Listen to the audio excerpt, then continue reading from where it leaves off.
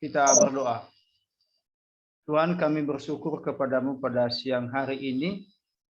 Kami bertemu melalui Zoom dalam proses belajar teologi perjanjian baru. Kami memohon pencerahan dari Tuhan dan berikan kami jaringan internet sehingga kami boleh belajar dengan efektif. Terima kasih Tuhan, dari awal pertengahan sampai akhir kami serahkan dalam nama Yesus Kristus kami berdoa. Amin.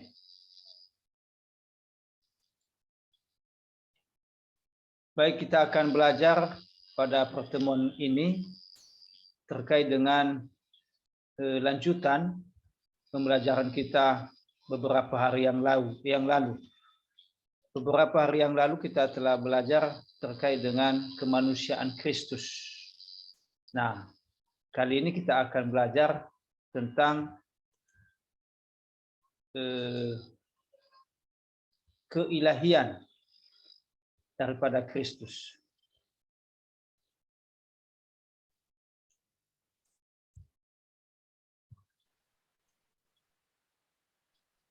Ya, ini slide-nya kelihatan ya? Kelihatan, Pak. Ya, baik. Jadi sekali lagi beberapa hari yang lalu kita belajar terkait dengan kemanusiaan Kristus. Nah, kali ini kita belajar yaitu tentang keilahian Kristus. Nah, keilahian Yesus merupakan inti dari iman Kristen. Ya, sekali lagi keilahian Yesus merupakan inti dari iman Kristen. Seperti kita ketahui bahwa Yesus itu punya natur ya. Yang pertama adalah dia adalah Allah yang sejati dan juga dia adalah manusia yang sempurna atau manusia yang sejati. Nah, tempoh hari kita telah membahas mengenai kemanusiaannya. Nah, kali ini adalah keilahian Yesus. Nah, keilahian Yesus merupakan inti dari iman Kristen. Jadi inti daripada iman Kristen terkait dengan kealahan atau keilahian Yesus itu sendiri. Nah, prinsip ini seringkali diragukan oleh banyak kalangan. Nah, ada banyak orang yang meragukan terkait dengan keilahian Yesus ini. Mereka beranggapan bahwa tidak mungkin Yesus itu Allah. Kalau manusia, ya. Tapi tidak mungkin dia itu adalah Allah. Nah, itu sebabnya prinsip terkait dengan keilahian Kristus ini, itu sebabnya seringkali diragukan oleh kalangan orang banyak. Itu sebabnya nanti dalam materi ini kita akan melihat sebagai bukti apakah ia itu Allah yang sejati. Namun bukti-bukti yang kuat tentang keilahian Yesus terlihat ya dengan tegas. Ya, terlihat dengan tegas dalam keempat Injil, yaitu Matius, Markus, Lukas, dan Yohanes.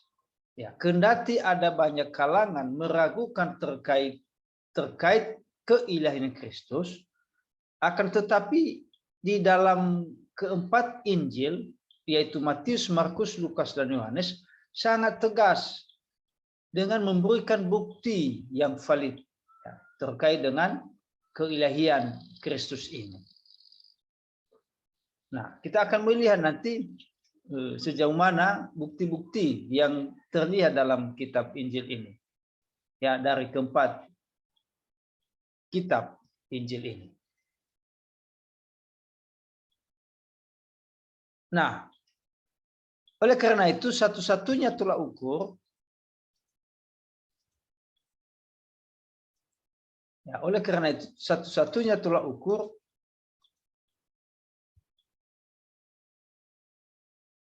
yang benar untuk menetapkan apakah Yesus adalah Allah yang menjelma menjadi manusia atau bukan, ya, tidak lain adalah Alkitab sendiri. Artinya bahwa yang menunjukkan atau yang membuktikan atau menjadi tolak ukur dalam membuktikan, menetapkan dan memperlihatkan Yesus itu Allah yang menjelma menjadi manusia, tidak lain dan tidak bukan selain daripada Alkitab itu sendiri. Jadi di dalam Alkitab itu sendiri sangat eksplisit, ya, sangat jelas mengungkap atau menyatakan terkait dengan kealahan atau keilahian daripada Yesus Kristus. Artinya bahwa yang membuktikan, yang memperlihatkan keilahian Kristus bukan logika manusia, bukan kepintaran manusia, bukan kehebatan manusia, bukan hikmat daripada manusia, tetapi Alkitab itu sendiri yang menetapkan, yang membuktikan bahwa dia itu Allah atau terkait dengan keilahian Yesus Kristus. Jadi itu sebabnya Alkitab berguna, bermanfaat, karena di dalamnya tertuang apa dan bagaimana kehidupan daripada Yesus Kristus itu sendiri. Jadi kendati banyak kalangan yang meragukan terkait dengan keilahian Kristus, tetapi kita bisa memberikan apologetik, ya. Kita bisa memberikan pembelaan terkait dengan Kristus itu berdasarkan Alkitab. Ya, itu sebabnya dikatakan bahwa back to the Bible, ya, kembali ke Alkitab. Apa kata Alkitab? Apa menurut Alkitab? Apa pandangan Alkitab? Bukan pandangan manusia. Kalau pandangan manusia ya tentu terbatas untuk memahami keilahian Kristus. Karena manusia sangat berkekurangan dan terbatas, tidak sempurna. Tetapi kalau pandangan Alkitab, perspektif Alkitab, apa kata Alkitab, pasti mengungkap dengan sempurna siapakah itu Yesus itu sendiri terkait dengan keilahiannya atau kealahannya. Jadi poinnya di sini Alkitab adalah sebagai tolak ukur yang absolut, ya, terkait dengan keilahian Kristus.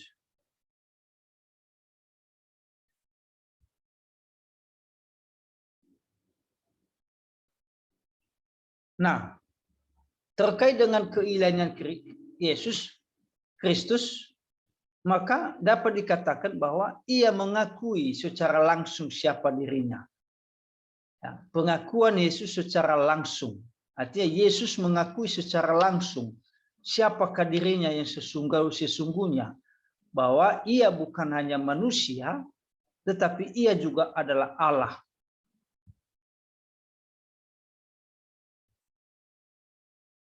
Ya, ia juga Allah. Klaim keilahian Yesus Kristus sebagai Allah merupakan kepercayaan yang berlangsung yang berasal langsung, secara langsung dari pengakuannya sendiri. Jadi artinya bahwa terkait dengan kealahannya, keilahiannya, ya, ia mengakuinya secara langsung bahwa ia adalah Allah yang menjelma menjadi manusia.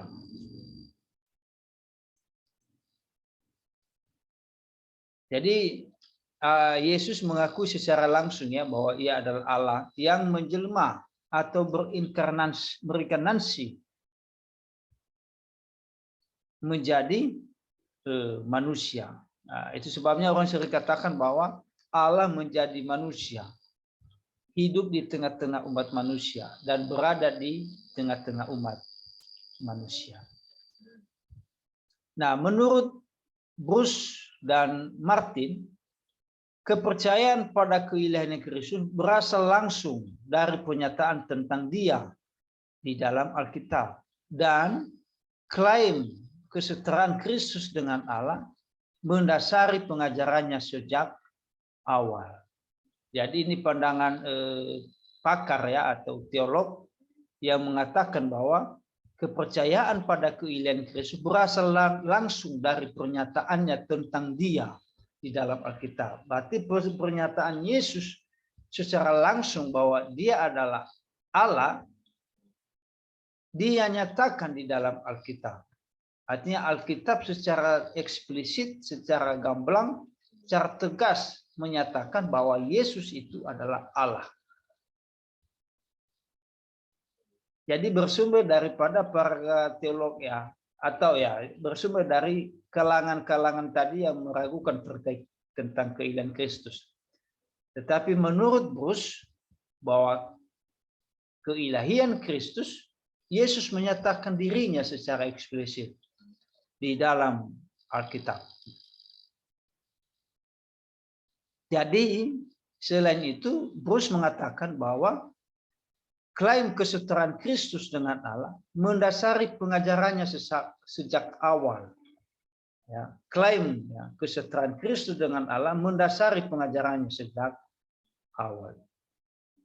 Jadi dasar pengajarannya sejak awal adalah dia mengabarkan, ya, dia menyatakan, ya, dia menyampaikan bahwa ia adalah Allah yang bukan hanya manusia. Dia Allah menjadi manusia. Jadi dalam diri Kristus itu dia adalah Allah dan juga dia manusia. Ya. Berbicara tentang dia Allah, maka di dalam Alkitab dinyatakan dan mendasari pengajarannya sejak awal terkait dengan dirinya yang sesungguhnya bahwa ia adalah Allah.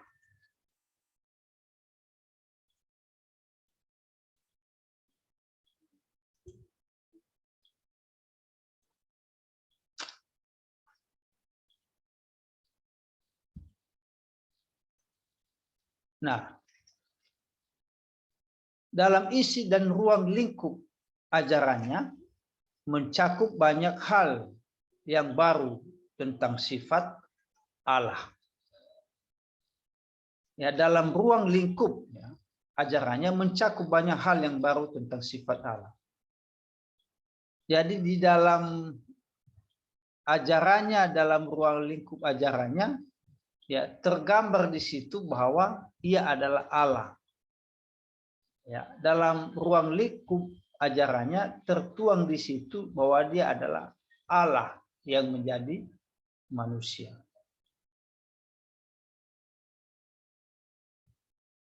Tidak hanya para murid, ya, tidak hanya para murid, tetapi juga orang Yahudi segera menyadari bahwa ia menegaskan kesetaraannya dengan Allah. Ya, itu bisa kita baca di dalam Yohanes pasal 5 ayat 18. Kalau boleh silakan dibaca kalau ada yang bawa Alkitab.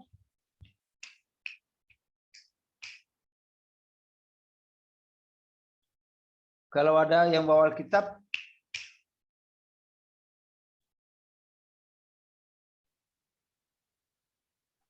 ya silakan dibaca kalau ada. Yohanes pasal 5 ayat 18.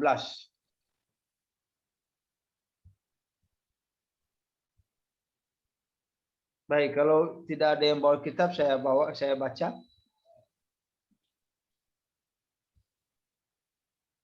Yohanes pasal 5 ayat 18. 18 ya, Pak? Ya, Yohanes pasal 5 ayat 18. Silakan dibaca. Ayat 18, sebab itu orang-orang Yahudi lebih berusaha lagi untuk membunuhnya, bukan saja karena ia meniadakan hari Sabat, Allah adalah Bapanya sendiri, dan dengan demikian menyamakan dirinya dengan Allah. Ya, jadi dalam nas ini, dalam ayat ini menunjukkan bahwa orang Yahudi berusaha untuk membunuh Yesus bukan saja karena ia meniadakan hari Sabat, ya, tetapi karena ia mengatakan bahwa mengatakan bahwa Allah adalah Bapanya sendiri, dan dengan demikian menyamakan dirinya dengan Allah. Jadi bukan hanya para murid yang mengenal Yesus itu sebagai Allah, tetapi orang Yahudi tahu bahwa Yesus itu adalah Allah. Tetapi mereka tidak terima bahwa Yesus itu adalah Allah. Nah, tetapi prinsipnya bahwa mereka mengakui dan tahu bahwa Yesus itu adalah Allah. Jadi bukan hanya para murid ya. Jadi yang tahu Yesus itu adalah Allah, tetapi orang Yahudi juga, orang Yahudi yang lain. Nah, artinya ini adalah bahwa Yesus itu adalah Allah. Ya, ini buktinya ya. Ini buktinya. Jadi buktinya adalah bukan hanya para murid yang mengenal Yesus adalah Allah, orang Yahudi sekalipun tahu bahwa Yesus itu adalah Allah. Jadi kembali kendati ada banyak orang, ada banyak kalangan yang meragukan kealahan Yesus, tetapi firman Tuhan ini menegaskan bahwa Yesus itu adalah Allah. Sebab bukan hanya para murid, tetapi orang Yahudi sekalipun mereka tahu bahwa Yesus itu adalah Allah. Bahwa ya, kita membaca sekali lagi, tetapi juga karena ia mengatakan bahwa Allah adalah Bapanya sendiri, dan dengan demikian menyamakan dirinya dengan Allah. Jadi dia menyampaikan, dia memberitahukan bahwa ia adalah Allah yang sejati. Nah, kemudian tadi pertama adalah ia mengakui dirinya secara langsung, dan sekarang adalah Yesus menyebut dirinya adalah anak.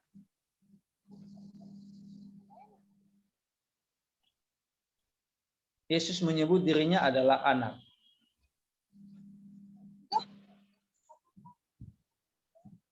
Dalam Injil-Injil kita dapat Allah dalam Lukas pasal 22 ayat 70. Dalam Injil-Injil kita dapat menemukan kisah-kisah di mana para penulis Injil memberi informasi kepada para pembacanya bahwa Yesus Kristus adalah Allah. Nah, dalam Injil-Injil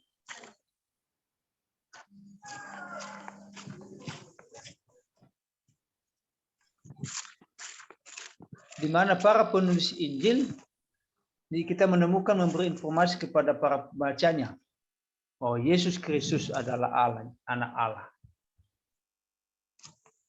Jadi penulis Injil memberi penegasan, memberi informasi, ya, mempolemikan terkait dengan Yesus itu adalah Allah.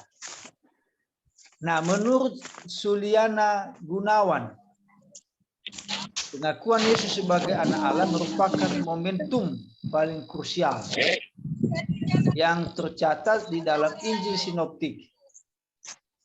Adalah ketika Petrus memberikan pengakuan kepada Yesus. Nah, dalam Matius 16 ayat 16 dikatakan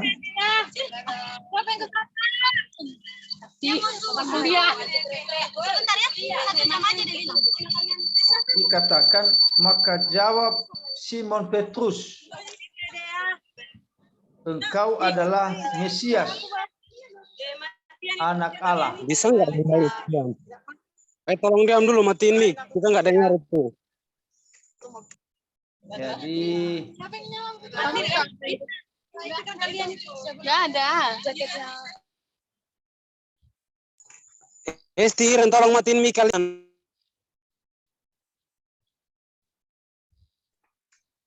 Tolong Hesti, Iren itu matiin mic-nya.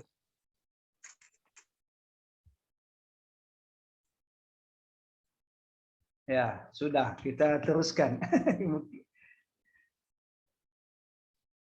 Ya, dari mana tadi ya? Ya, tadi dalam Injil-Injil kita menemukan kisah-kisah di mana para penulis Injil memberi informasi kepada para pembacanya bahwa Yesus Kristus adalah anak Allah. Jadi di dalam kitab-kitab Injil menegaskan, memberi informasi bahwa Yesus itu adalah anak Allah.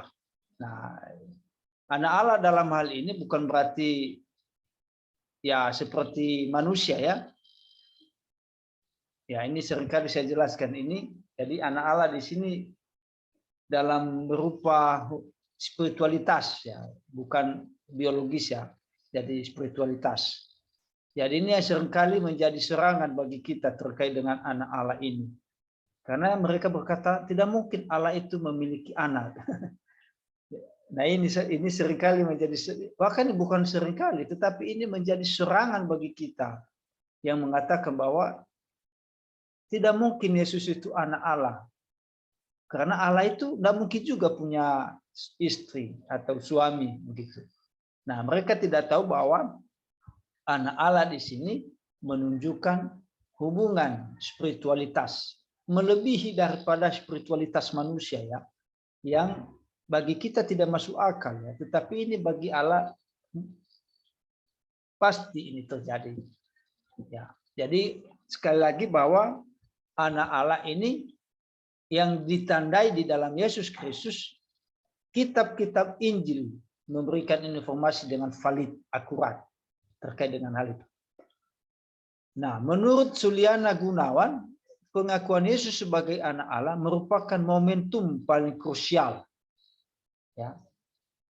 Jadi pengakuan Yesus sebagai anak Allah merupakan momentum paling krusial yang tercatat di dalam Injil Sinoptik. Jadi berkaitan dengan keilahian Kristus, ya, merupakan momentum yang paling krusial yang tercatat. Ya, ketika Petrus memberi pengakuan kepada Yesus, ya, dia berkata, "Engkau adalah Mesias, Anak Allah yang hidup." Artinya bahwa keilahian Kristus dikenal, ditegaskan. Petrus tahu bahwa Yesus itu adalah Allah. Ya, engkau adalah Mesias yang diurapi. Engkau adalah anak Allah yang hidup. Jadi kembali kepada banyak kalangan yang meragukan terkait dengan keilahian Kristus, maka ayat ini menegaskan bahwa Yesus itu sungguh-sungguh adalah Allah, anak Allah yang hidup. Dan dia adalah Mesias yang diurapi. Pak, boleh nanya, Pak? Ya, silakan, boleh. Boleh. Tadi di sini kita lihat bahwa saya mau tanya tentang kemanusiaan Yesus ini, Pak. Yang disebut sebagai anak. Oh ya, ya silakan. Ini saya mau tanya tentang adakah di dalam pribadi Yesus sebagai anak itu punya kekurangan dan punya kelebihan? Ya. Apakah di dalam Yesus sebagai manusia yang anak Allah punya kelemahan dan kekurangan? Nah, di dalam pelajaran kita beberapa hari yang lalu bahwa Yesus adalah manusia yang sempurna. Mengapa dia dikatakan sempurna? Karena dia bukan seperti manusia yang biasa. Tetapi ia adalah manusia yang tanpa cacat celah, tanpa tercemar. Nah, kalau sudah dikatakan bahwa Yesus adalah manusia tanpa celah, tanpa cacat celah, maka otomatis ia tidak memiliki kekurangan. Ya, otomatis ia tidak memiliki kelemahan. Artinya bahwa Yesus itu adalah manusia yang sempurna. Melebihi daripada manusia seperti biasanya. Jadi tidak ada kelemahan, tidak ada kekurangannya. Dan Alkitab juga mencatat bahwa ia bukan manusia yang lemah. Ia bukan manusia yang berkekurangan. Ya, kendati dia banyak mengalami pencobaan. Ya, ketika iblis mencobai dia di situ tidak ada kekurangannya, tidak ada kelemahannya. Justru dia sempurna di situ. kesempurnaannya di situ, ia tidak jatuh di dalam dosa, ia tidak tergoda dengan godaan iblis atau Roh Kudus mencoba membawa dia ke padang gurun itu. Tidak. Jadi Alkitab tidak mencatat bahwa dia memiliki kekurangan dan kelemahan. Justru Alkitab menyempurnakan kemanusiaannya itu bahwa dia sempurna adanya. Ya, begitu ya, tidak ada ya kelemahan dan kekurangannya. Oke, baik, Pak. Ya. Jadi keilahian Kristus ditegaskan oleh para murid ya. Salah satunya di sini tadi bahwa Petrus mengakui Yesus itu adalah anak Allah. Jadi menolak ya, membantah para kalangan-kalangan tadi yang meragukan terkait dengan keilahian Kristus. Jadi ini menjadi jawaban juga kita ketika kita menghadapi ajaran-ajaran sesat, kita menghadapi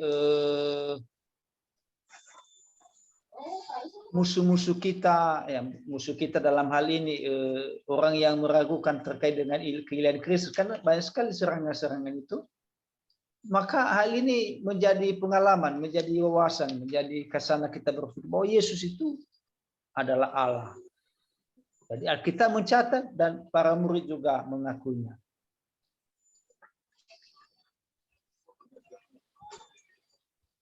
Nah, terkait dengan keraguan keilahian Kristus ini dari dulu sampai sekarang terjadi.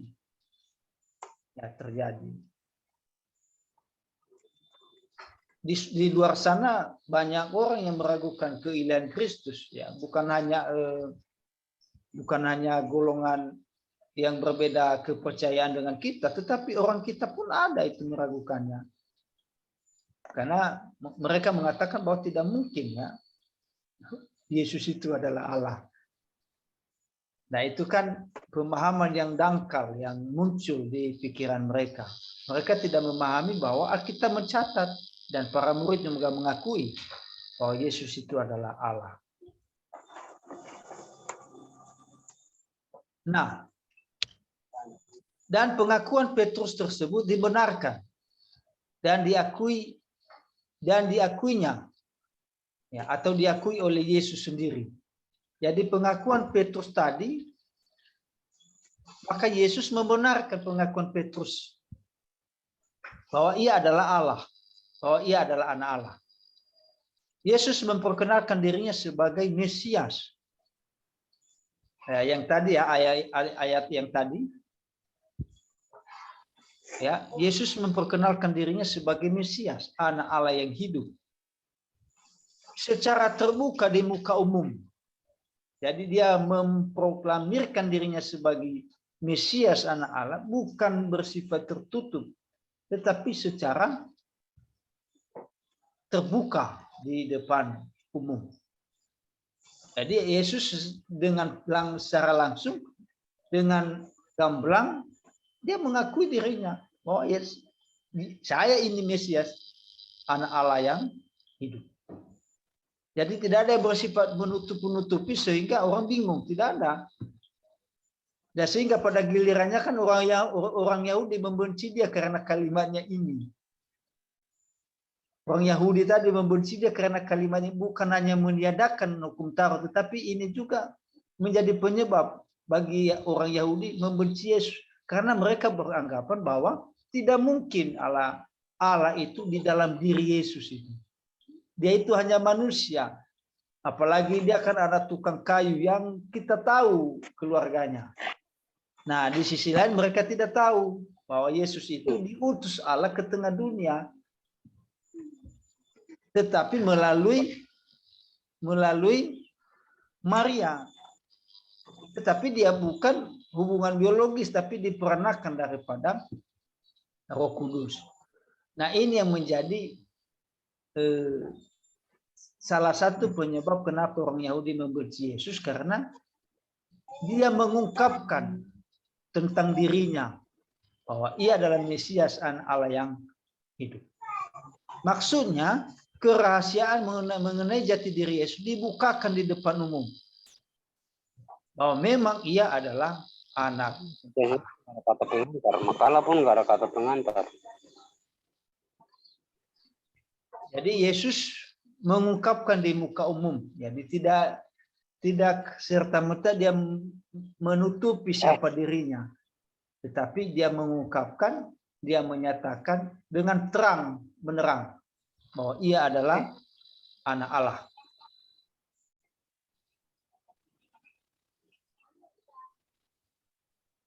Nah, pernyataan Yesus adalah anak Allah, itu berarti ia memiliki sifat-sifat yang sama dengan Allah. Kalau ia anak Allah, berarti ia memiliki sifat yang sama dengan Allah.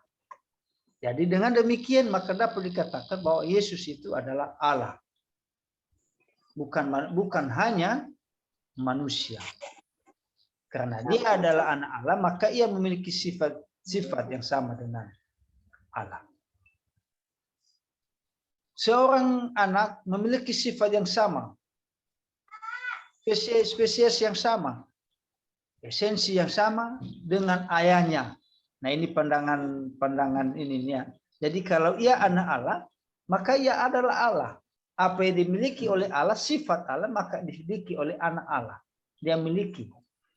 Anak Allah juga memiliki sifat Allah. Ya, Scott Moore menyimpulkan seperti yang dikutip Josh Duell bahwa baik murid-murid maupun musuhnya mengerti berdasarkan latar belakang Yahudi mereka bahwa istilah anak Allah tersebut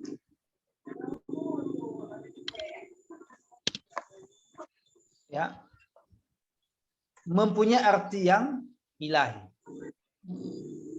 Jadi McDowell menyatakan bahwa anak Allah mempunyai arti yang ilahi. Jadi anak Allah secara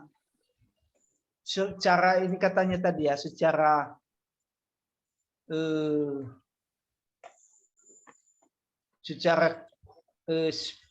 spesies yang sama, maka dapat dikatakan dia adalah Allah atau ilahi.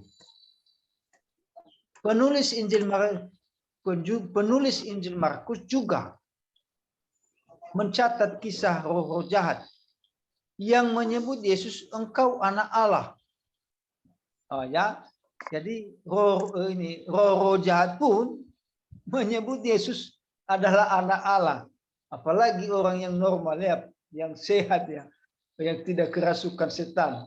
Roh jahat aja mengakui dan menyebut Yesus anak Allah. Ya, itu bisa kita baca dalam Markus ya, Markus 3 ayat 11.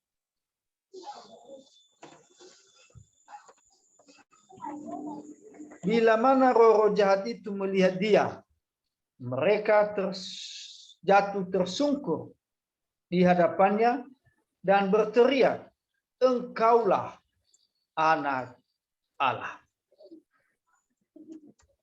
Jadi bukan hanya para murid, ya, bukan hanya orang Yahudi juga, tetapi roh jahat sekalipun ya menyebut Yesus adalah anak Allah. Nah, kembali bahwa kalau dia dikatakan anak Allah, maka otomatis dia adalah Allah. Karena sifat daripada Allah, maka tercermin di dalam anak Allah itu sendiri. Jadi sekali lagi bahwa roh jahat sekalipun menyebut Yesus adalah anak Allah. Jadi tidak ada yang diragukan di situ. Jadi kendati ada banyak kalangan meragukan terkait dengan keilahian Kristus, di Alkitab sangat eksplisit menyatakan demikian. Bahkan kita bisa katakan bahwa roh jahat pun ya mengaku Yesus itu adalah anak Allah.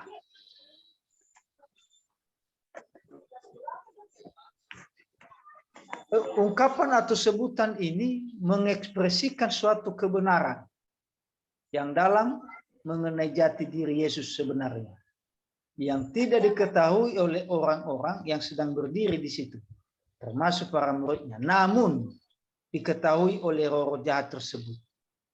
Roh jahat itu mengenali Yesus adalah anak Allah. Itu berarti roh jahat itu mengakui keilahian Yesus. Jadi roh jahat aja mengakui keilahian Yesus ya. Jadi kalau misalnya yang lain tidak mengaku, itu berarti mata rohani mereka sudah tertutup oleh kegelapan. Mata rohani mereka tidak terbuka. Ya, sesungguhnya aja dalam ayat yang kita lihat tadi bahwa roh jahat aja mengaku Yesus sebagai Allah, anak Allah. Ya, jadi itu berarti roh jahat itu mengakui keilahian Yesus.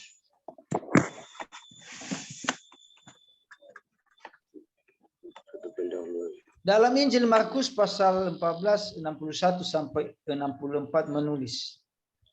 Apa kalau berdua juga tahu? Imam besar itu bertanya kepadanya sekali lagi. Katanya, apakah engkau Mesias? Anak dari yang terpuji? Jawab Yesus, akulah dia. Dan kamu akan melihat anak manusia duduk di sebelah kanan yang maha kuasa dan datang di tengah-tengah awan di langit. Kemudian maka imam besar itu mengoyakkan pakaiannya dan berkata, untuk apa kita perlu saksi lagi? Kamu sudah mendengar hujatnya terhadap Allah. Bagaimana pendapatmu? Lalu dengan suara bulat mereka memutuskan, oh, dia harus dihukum mati. Tentang pernyataan imam besar, apakah engkau Mesias, anak dari yang maha tinggi? Jawaban Yesus sangat jelas bahwa ia menyamakan dirinya dengan Allah dengan berkata, akulah dia. Jadi Yesus menyatakan dirinya di depan para imam besar pada saat itu, bahwa dia bukan hanya manusia, tapi dia adalah Allah. Itu, tapi masalahnya itu kerja apa sih Bapak? Ya. Jadi dia menyatakan dengan tegas siapa dirinya di depan imam besar, bahwa dia bukan hanya manusia, tetapi dia juga adalah Allah. Jadi dengan gamblang, dengan berani, jati dirinya siapakah dia sesungguhnya, dia berada di tengah-tengah dunia ini. Dia menyatakan, akulah dia, akulah Allah, akulah Tuhan. Jadi kalau bukan dia Allah, tidak mungkin dia mengakui dirinya adalah Allah di depan para imam. Kalau sudah dikatakan imam besar itu kan tidak sesuatu yang agak menakutkan, tetapi Yesus tidak menakutkan. Dia justru membuktikan, menyatakan dirinya yang sesungguhnya. Oh, dia Allah, dia adalah Allah yang menjadi manusia.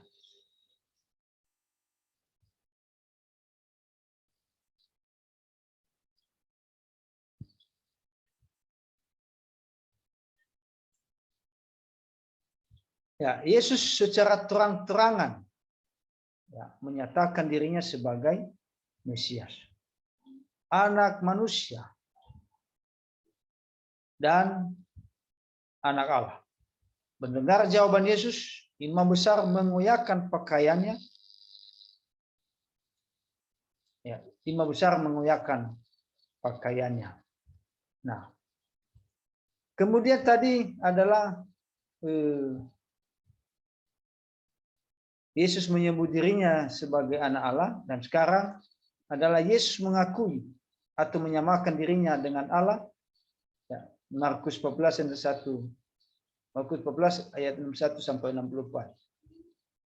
Yesus menyebut Allah itu sebagai Bapa. Yesus menyebut Allah itu sebagai Bapanya. Ya, aku dan Bapa adalah satu. Yohanes 10 ayat 30 ya. Dan barang siapa melihat aku telah melihat Bapa. Nah, ayat ini menunjukkan dia adalah Allah ya. Aku dan Bapa adalah satu. Kemudian, dan barang siapa melihat aku telah melihat Bapa. Itu di Yohanes pasal 14 ayat 9.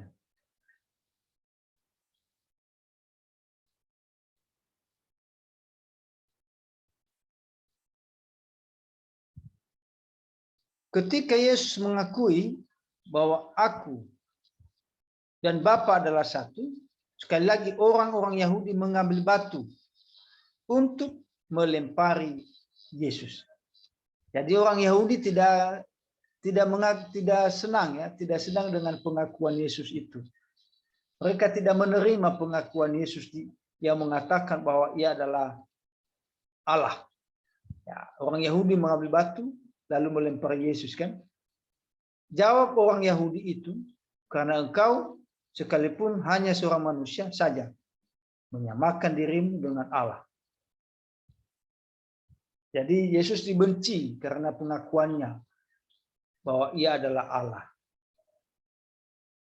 Orang Yahudi tidak menerima dan tidak mengakui, sehingga Yesus dilempari dengan batu. Mengapa mereka tidak mengakui dan menerima Yesus sebagai Allah? Nah, disebabkan karena mereka melihat daripada silsilah Yesus itu. Bagi mereka bahwa tidak mungkin anak tukang kayu menjadi Allah. Dan tidak mungkin manusia itu jadi Allah. Nah, itu pandangan mereka. Nah, tentu hal ini disebabkan karena mata rohani mereka sudah dikuasai oleh kebencian, sudah dikuasai oleh kegelapan, dan sudah dikuasai oleh karena kesombongan dirinya. Dan juga disebabkan karena mereka tidak melihat kisah daripada kehadiran Kristus itu ke dalam dunia. Kalau sudah tahu kisah daripada mengapa Yesus itu datang dan melalui apa ia berproses menjadi manusia, pasti mereka mengakui dan menerima. Hanya saja mereka tidak memahami daripada kisah itu sendiri. Nah, sehingga dengan Yesus mengatakan bahwa ia adalah Allah, maka mereka membenci, maka mereka memusuhi, maka mereka melempari batu. Nah, itu sebabnya nanti pada gilirannya mereka menyalibkan Yesus gitu ya. Walaupun dalam pandangan kita penyaliban Yesus adalah penebusan dari dosa, tetapi dalam pemahaman mereka bahwa mereka menyalibkan Yesus itu karena Yesus mengakui dirinya adalah Allah. Tetapi dalam sisi iman kekristenan atau di dalam Alkitab bahwa Yesus disalibkan karena penderitaan akan dosa umat manusia. Jadi bukti bahwa dia adalah Allah, orang Yahudi membenci dia. Orang Yahudi memusuhi dia atas pengakuannya sebagai Allah yang sejati. Kemudian Robertson menjelaskan kata satu. Ya, ini tadi lanjutan dari aku dan Bapa adalah satu. Maka Robertson menjelaskan kata satu tersebut bersifat netral, bukan maskulin. Artinya bukan satu orang, tapi satu inti atau satu sifat dasar. Ya, bukan satu orang, tapi satu inti atau satu sifat dasar. Ya, sifat dasar itu adalah keilahiannya ya. Aku, Bapa, dan aku adalah satu. Nah, satu ini menurut Robertson bukan satu orang, tapi satu inti, satu sifat dasar. Jadi kalau dikatakan satu sifat, satu inti, satu dasar itu adalah kalau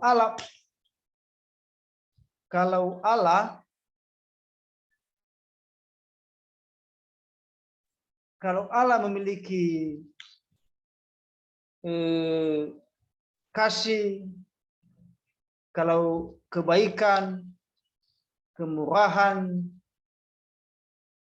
maka Yesus juga memiliki hal demikian. Jadi satu inti atau satu sifat dasar yang dikatakan dengan aku dan Bapa satu. Pernyataan yang tegas dan mengenai ini adalah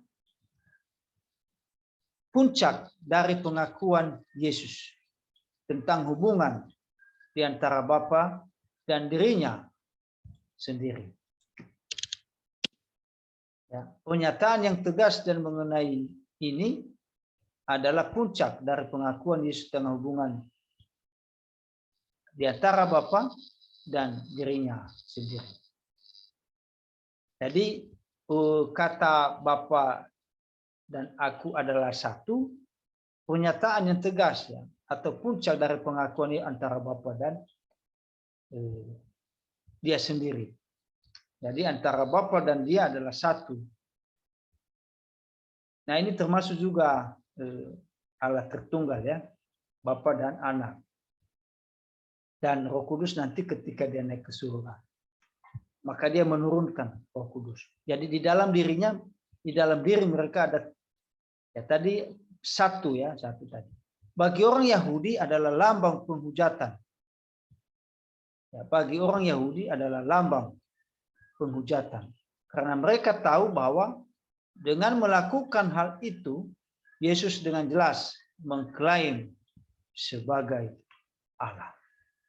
Jadi bagi orang Yahudi adalah lambang penghujatan karena mereka tahu bahwa dengan melakukan hal itu, Yesus dengan jelas mengklaim sebagai Allah. Jadi orang Yahudi seakan-akan Yesus itu menghujat Allah. Atau lambang penghujatan Allah karena mengklaim dirinya adalah Allah. Ya, tadi kembali kepada proses ya, kenapa Yesus ada. Jadi Allah menjadi manusia. Jadi mereka kurang memahami dan mereka tidak mengerti mengapa Yesus menjadi manusia. Yang dari Allah menjadi manusia. Karena tidak mungkin Allah membebaskan manusia melalui kematian di atas kayu salib. Harus manusia yang membebaskan manusia dari dosa. Karena yang bersalah kan manusia, bukan ciptaan yang lain. Atau katakan bukan animal ya, bukan binatang ya, yang melakukan dosa. Ya kalau misalnya animal yang melakukan, ya, saya pakai bahasa animalnya. Kalau binatang, kalau terlalu kasar kalau binatangnya. Kalau misalnya binatang yang berdosa, pasti yang membebaskan mereka adalah binatang, begitu kan? Tapi karena manusia yang berdosa, maka manusia yang membebaskan manusia. Nah, itu sebabnya mereka tidak memahami itu. Mereka tidak mengerti terkait dengan hal itu. Sehingga apa? Mereka melakukan memusuhi Yesus. Mereka mengatakan bahwa ini sebagai lambang penghujatan. Nah ini pemahaman daripada orang Yahudi tadi.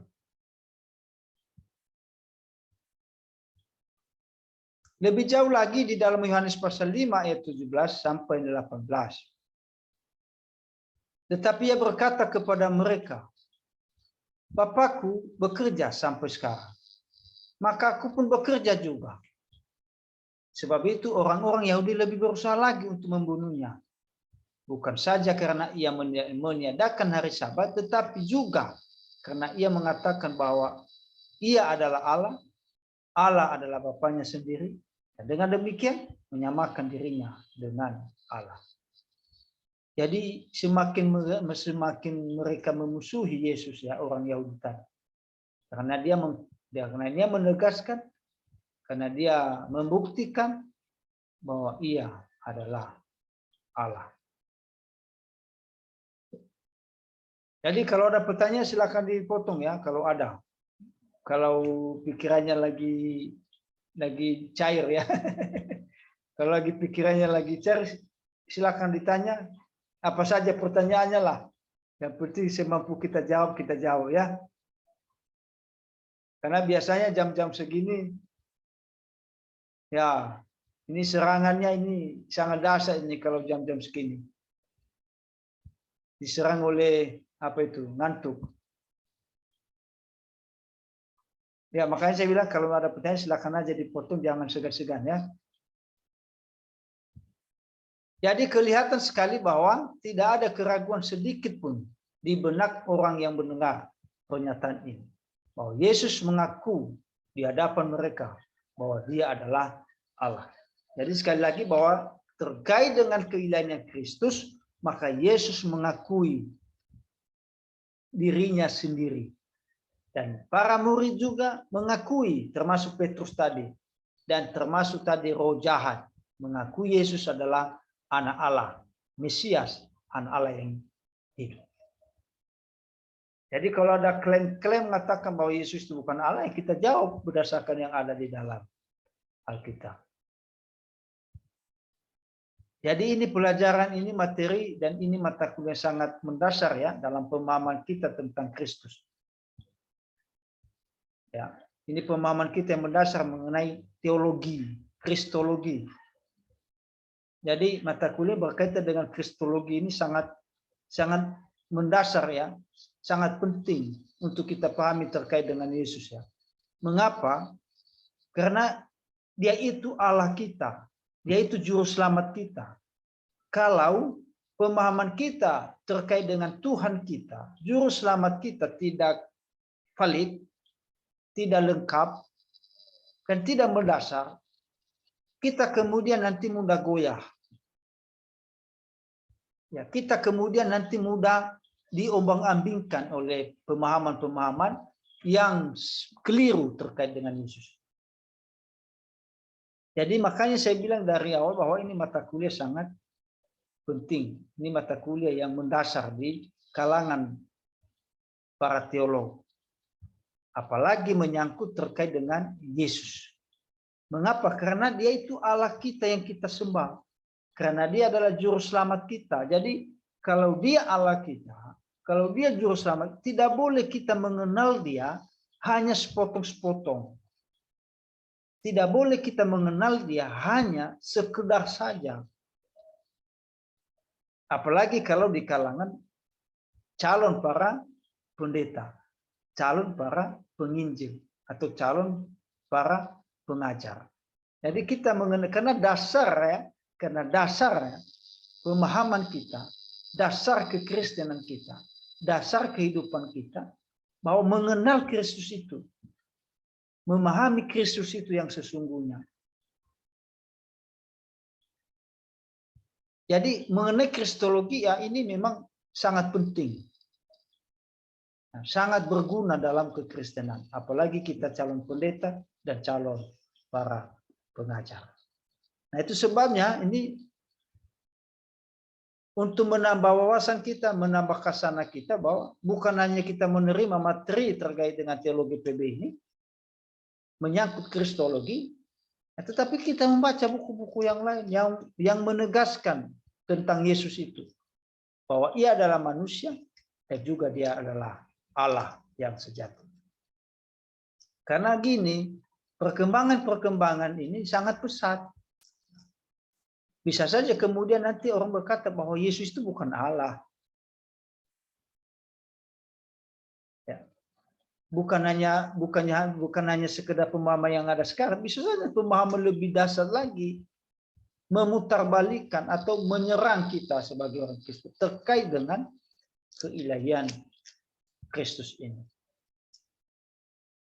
Ya, itu sebabnya bukan hanya kita mendapatkan misalnya materi dari dosen, tetapi kita juga harus memperluas ya ilmu-ilmu, wawasan-wawasan dengan cara membaca buku, tulisan-tulisan di internet kita membaca, sehingga apa? Sehingga menambah kasana berpikir kita, atau wawasan kita, pengetahuan kita tentang kristologi.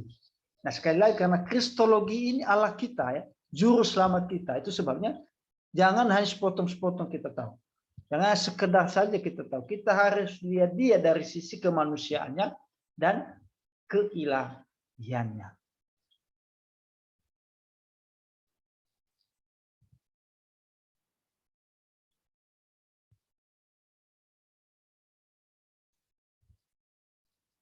Nah, kemudian Yesus mengakui dirinya telah ada sebelum Abraham.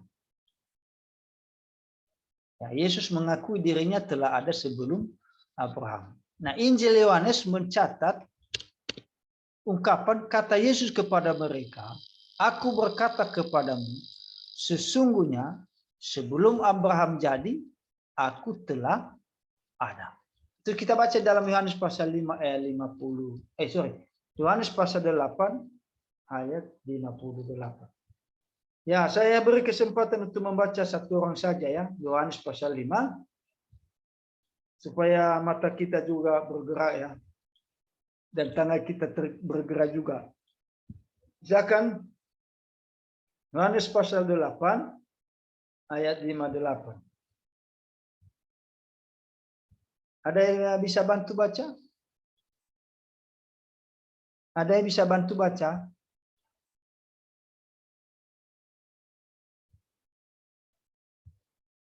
Halo? Halo? Halo? Yohanes berapa? Ya, Yohanes pasal 8, ada di slide. Ini ada. Oke, Pak. Ya. Yohanes 8 ayat 58. Kata Yesus kepada mereka, "Aku berkata kepadamu, sesungguhnya sebelum Abraham jadi, aku telah ada." Nah, jadi ayat ini menunjukkan bahwa Yesus itu sudah ada sebelum Abraham. Dalam posisinya sebagai Allah, ya, bukan sebagai manusia ya. Jadi dalam posisinya sebagai Allah, bukan sebagai manusia. Dia menjadi manusia nanti setelah Abraham, bahkan sudah jauh setelah Abraham. Tetapi sebelum Abraham ada, dia sudah ada dalam posisi sebagai Allah.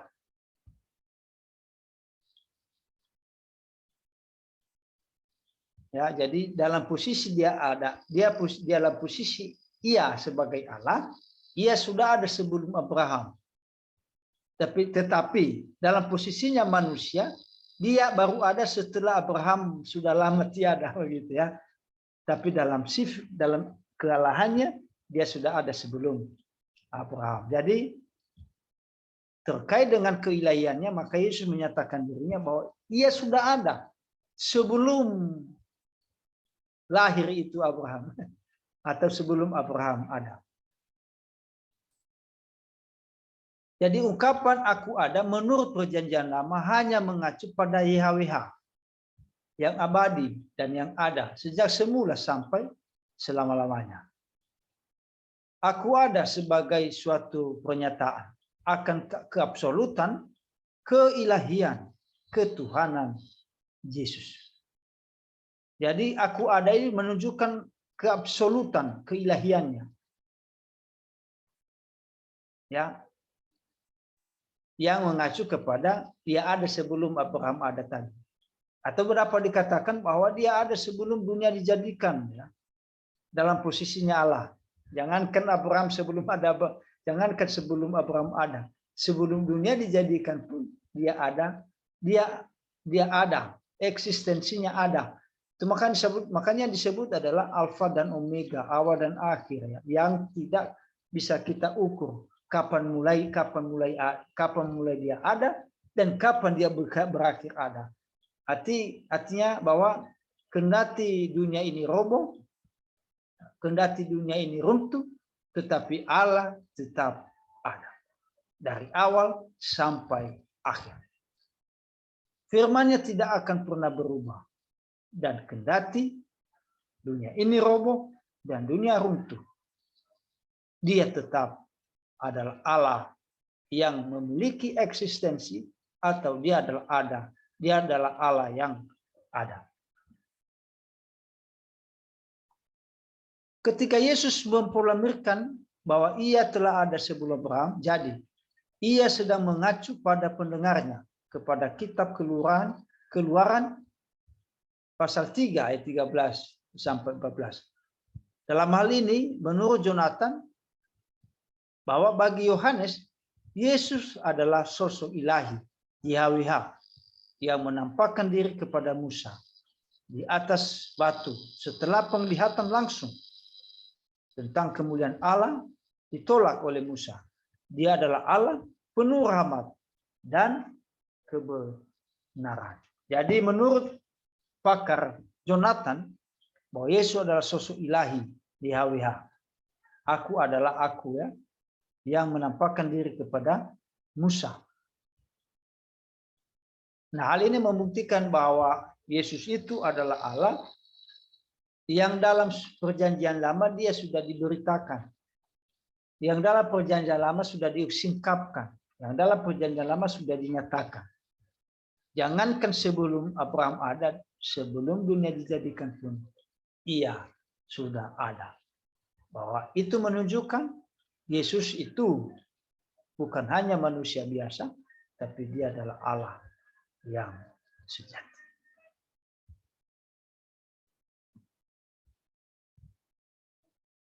Allah menjawab Musa, aku adalah aku. Ya. Aku adalah aku. Atau akulah aku. Menggunakan frasa ego eimi. Menurut Injil Yohanes, Yesus menggunakan istilah aku adalah lebih dari 19 kali.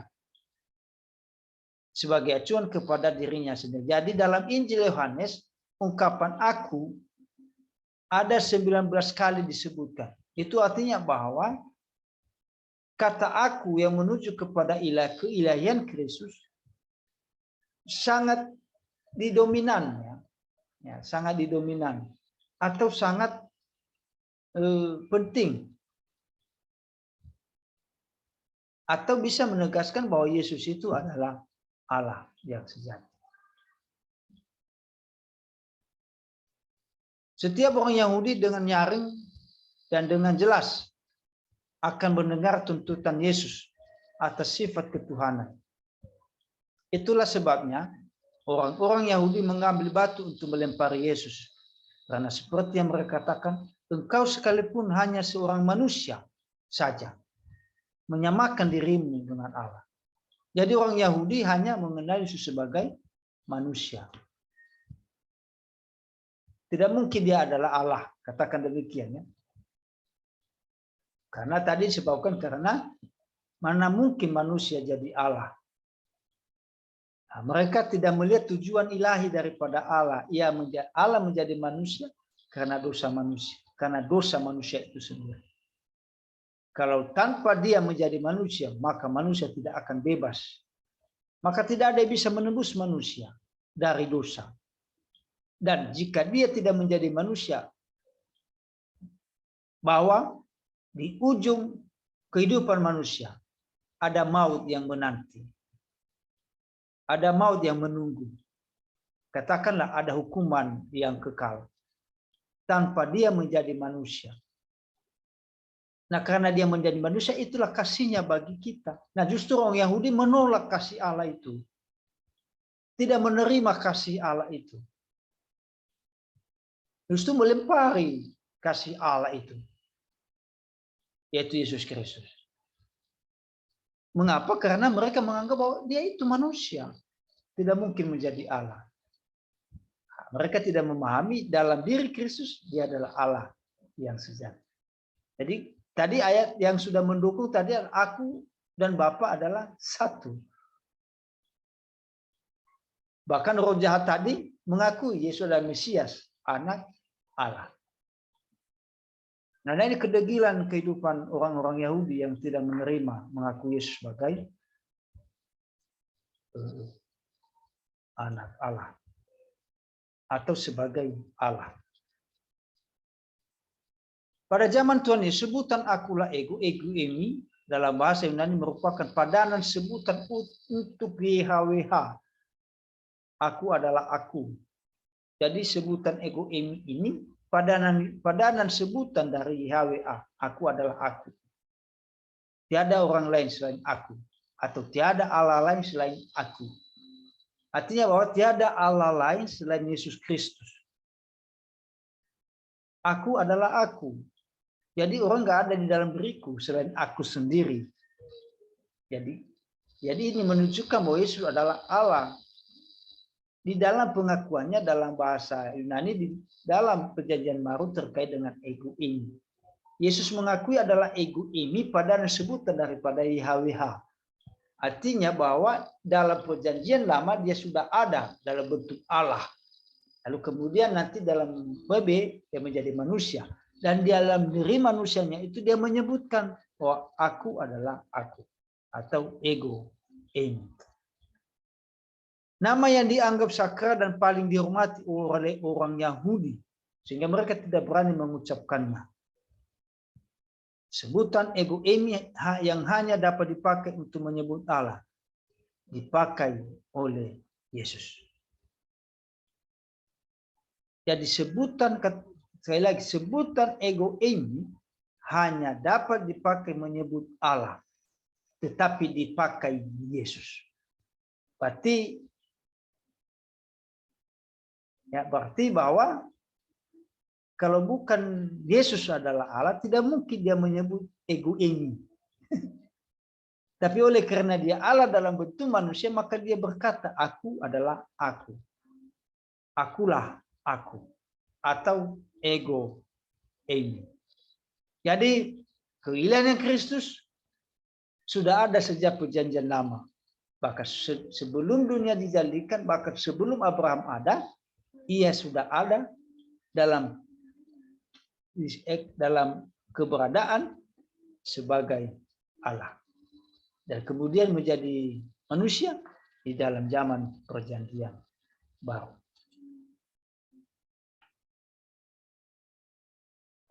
Contoh yang paling jelas adalah kata Yesus kepada mereka. Aku berkata kepadamu, sesungguhnya sebelum Abraham jadi, aku telah ada. Ego ini. Kesempatan lain Yesus memakai sebutan ini bagi dirinya. Sebab jikalau kamu tidak percaya bahwa akulah dia ego ini, maka sekali lagi, sebab jikalau kamu tidak percaya bahwa akulah dia, kamu akan mati dalam dosamu. Dan ini pengakuan Yesus terkait dirinya bahwa akulah dia, yang menunjukkan dia adalah Allah terkait dengan keilahiannya. Ya, itu bisa kita baca dalam Yohanes pasal 8 ayat 24. Dalam Yohanes pasal 8 ayat 28, Yesus berkata kepada orang-orang Yahudi, maka kata Yesus, apabila kamu telah meninggikan anak manusia, barulah kamu tahu bahwa akulah dia. Dan bahwa aku tidak berbuat apa-apa dari diriku sendiri. Tetapi aku berbicara tentang hal-hal sebagaimana diajarkan Bapa kepadaku. Jadi, apabila kamu meninggikan anak manusia, barulah kamu tahu bahwa akulah dia. Dan bahwa aku tidak berbuat apa-apa dari diriku sendiri. Tapi aku berbicara tentang hal-hal sebagaimana diajarkan Bapa kepadaku. Dan Yesus berkata kepada para pasukan yang hendak menangkapnya, yang berkata kepada mereka. Maka Yesus yang tahu semua yang akan menimpa dirinya, maju ke depan dan berkata kepada mereka, siapakah yang kamu cari? Jawab mereka, Yesus dari Nazaret. Katanya kepada mereka, akulah dia. Jadi karena dia adalah Allah, maka dia tahu apa yang sedang terjadi. Dan dia tahu dan apa yang akan terjadi. Nah, ini buktinya ketika ada pasukan yang menangkapnya, maka Yesus tahu apa rencananya. Apa rencana pasukan itu terkait dengan menangkap dirinya. Dengan berkata, maka Yesus yang tahu semua yang akan menimpa dirinya. Maju ke depan dan berkata kepada mereka, siapakah yang kamu cari? Jawab mereka, Yesus dari Nazaret. Katanya kepada mereka, akulah dia. Ego ini. Nah, kemudian Yudas yang mengkhianati dia berdiri juga di situ bersama-sama mereka. Ketika ia berkata kepada mereka, "Akulah dia," mundurlah mereka dan jatuh ke tanah. Itu bisa kita baca dalam Yohanes pasal 18 ayat 4 sampai 6. Nah, kalau ada yang bisa baca, silakan dibaca. Silakan baca, saudara-saudara sekalian. Yohanes pasal 18 ayat 4 sampai ayat yang ke-6. Maka Yesus yang tahu semua yang akan menimpa dirinya, maju ke depan dan berkata kepada mereka, "Siapakah yang kamu cari?" Jawab mereka, "Yesus dari Nazaret." Katanya kepada mereka, "Akulah dia." Yudas yang mengkhianati dia sendiri juga di situ bersama-sama mereka. Ketika ia berkata kepada mereka, "Akulah dia," mundurlah mereka dan jatuhlah ke tanah. Nah, jadi hal ini menunjukkan bahwa Yesus tahu apa yang sedang dipikirkan oleh orang yang datang pada saat itu terkait dengan penangkapannya. Ia tahu apa yang akan terjadi dan yang sedang dipikirkan, itu membuktikan bahwa dia adalah Allah. Allah yang Maha Tahu.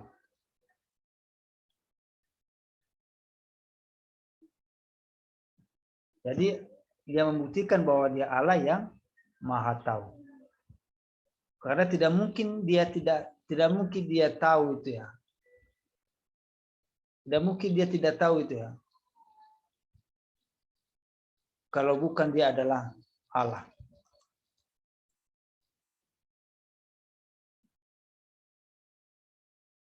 Kemudian karena mereka merasa yakin bahwa Yesus adalah Allah, para penulis Perjanjian Baru dengan jelas menghubungkan Yesus dengan ayat-ayat Perjanjian Lama yang mengacu kepada YHWH. Markus mengutip kitab Yesaya pasal 10 ayat 3, ada suara yang berseru-seru, "Persiapkanlah di padang gurun jalan untuk Tuhan. Luruskanlah di padang belantara jalan raya bagi Allah kita." Markus menafsirkan bahwa ayat itu digenapi sewaktu Yohanes Pembaptis menyiapkan jalan bagi Yesus. Jadi poinnya di sini adalah jalan untuk Tuhan, YHWH. Jadi menyerukan terkait dengan kehadiran Kristus ya di tengah-tengah dunia. Dalam kehadiran itu, maka Yesaya menubuatkan ada suara yang berseru-seru, "Persiapkanlah di padang gurun jalan untuk Tuhan." Kata Tuhan di sini YHWH mengacu kepada ego eimi tadi. Ya, mengacu kepada Yesus Kristus tadi ya, akulah dia, ego eimi. Jadi persiapkan di padang gurun jalan untuk Tuhan. Nah, kata Tuhan YHWH ini mengacu kepada ego eimi. Ego eimi tadi adalah Yesus. Akulah dia, ego eimi. Mungkin mengerti ya maksud saya di sini ya. Jadi Yesaya sebagai profetik ya, penubuatan, maka dia berseru dan berkata, "Persiapkanlah di padang gurun jalan untuk Tuhan." Tuhan di situ YHWH. Dan YHWH di situ adalah sebutan daripada ego eimi. Nah, ego eimi itu adalah Yesus sendiri. Nah, di sini Yesus disebut Tuhan. Nah, Yesus di sini disebut adalah Allah. Jadi Yesaya mengaku Yesus adalah Allah. Ya, Yesus mengaku Yesus adalah, Yesaya mengaku Yesus adalah Allah yang sempurna. Jadi bukan hanya manusia. Nah, buktinya di sini dia katakan bahwa persiapkan di padang gurun jalan untuk Tuhan. Tuhan di sini adalah Yesus Kristus. Ya. Jadi dia disebut Allah dalam PL ini. Nah, luruskan di padang belantara jalan raya bagi Allah kita. Allah kita di sini adalah Yesus ya. Jadi luruskan di padang belantara jalan raya bagi Allah kita. Allah di sini yang disebut adalah Yesus. Markus menafsirkan bahwa ayat ini digenapi sewaktu Yohanes Pembaptis menyiapkan jalan bagi Yesus. Jadi Yohanes Pembaptis berkata, bertobatlah sebab kerajaan Allah sudah dekat. Kerajaan Allah itu sudah dekat, artinya Yesus itu sudah dekat. Nah, dalam perjanjian lama berkaitan dengan Yesaya ini menyebut Yesus adalah Tuhan atau Allah.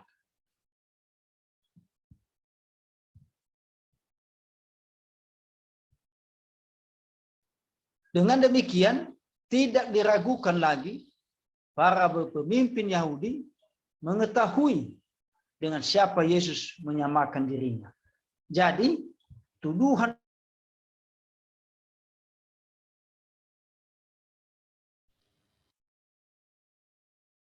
ya tadi keputus ya. Iya, Pak. Ya, saya tidak tahu kenapa keputus saya ya, keluar saya ya. Ya, baik ini terakhir ya tadi ya. Jadi, ini terakhir ya. Dengan demikian tidak diragukan lagi para pemimpin Yahudi mengetahui dengan siapa Yesus menyamakan dirinya. Jadi tuduhan utama yang dilontarkan oleh para musuh Yesus adalah soal pengakuannya bahwa dia adalah Allah atau setara dengan Allah. Jadi klaim-klaim mengatakan